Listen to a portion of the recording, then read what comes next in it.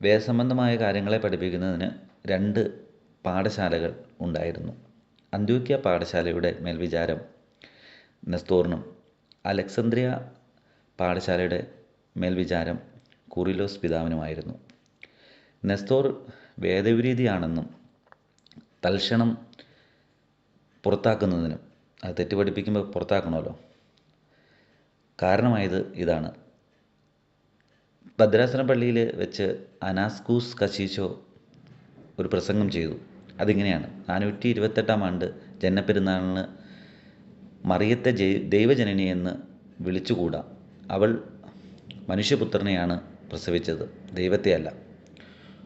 ഒരു മനുഷ്യനെയാണ് എന്ന് പറയുമ്പോൾ തന്നെ അവിടെ വ്യത്യാസം വന്നു.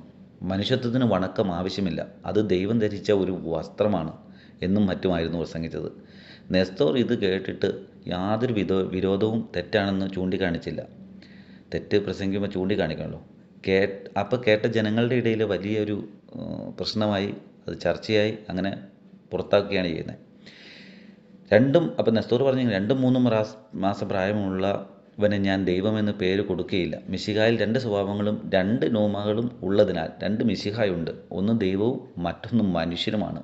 കന്യാമറിയാമിനെ ദൈവമാതാവെന്ന് വിളിച്ചുകൂടാ, പിന്നെയോ സാധാരണ മനുഷ്യമാതാവ് മാത്രമാണെന്നും ആയിരുന്നു നെസ്തോർ പറഞ്ഞത്.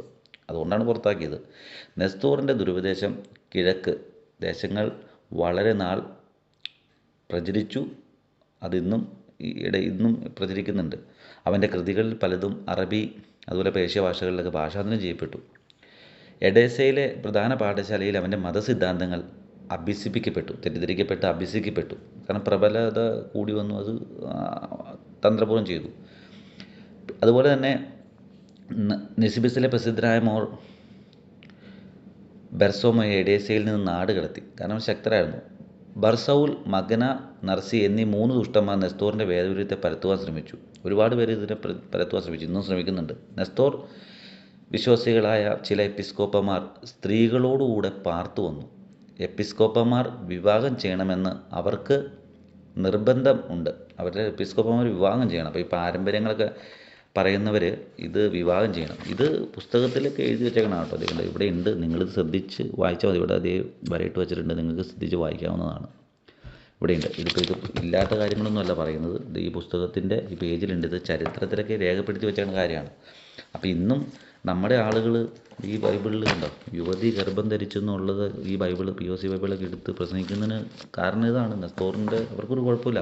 നമ്മുടെ അടിസ്ഥാന വിശ്വാസം കന്യകാജനനമാണ്. കന്യക ഗർഭം ധരിച്ച് ദൈവപുത്രനെ പ്രസംഗിച്ചു എന്നാണ് നമ്മുടെ അടിസ്ഥാന വിശ്വാസം. അത് തെറ്റുന്നതിന് യാതൊരു കുഴപ്പമില്ല. അപ്പോൾ ശ്രദ്ധിക്കുക.